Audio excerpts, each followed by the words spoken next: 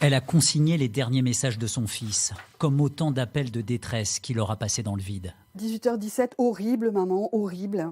À ce moment-là, cela fait déjà plus de 2 heures que Lucas, 25 ans, se tord de douleur seul sur un brancard dans un couloir des urgences de l'hôpital d'Hyères. Je ne sais plus quoi faire, j'ai tellement mal et je me sens tellement faible, la cage thoracique est tellement douloureuse, ils ne savent pas quand il y aura un médecin de dispo, je ne sais plus quoi faire. À l'extérieur, ses parents n'ont pas la permission d'entrer pour le voir. Un médecin parle d'une indigestion. Lucas est en fait victime d'une infection grave à méningocoque. Au bout de 8 heures dans le couloir et un malaise, il est enfin pris en charge. Trop tard. Quand on fait une septicémie, c'est le temps. Il ne faut pas laisser à la bactérie des heures et des heures pour continuer à se multiplier, attaquer l'organisme en entier jusqu'à mourir. Le temps, c'est primordial. Donc oui, étant donné qu'ils ont laissé le temps filer comme ça pendant des heures, ils ont condamné Lucas à mort, c'est certain.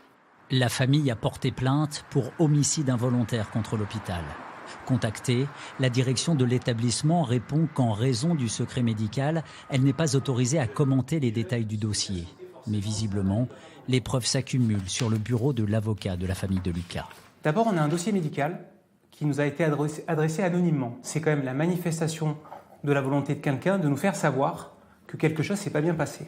Et puis il y a un témoin qui a tout vu et tout entendu de ce qui s'est passé ce soir-là. Damien était dans le brancard, juste en face de celui de Lucas. Il faut imaginer Lucas en chien de fusil sur son brancard, complètement plié en deux, qui même émet des petits gémissements et tout ça.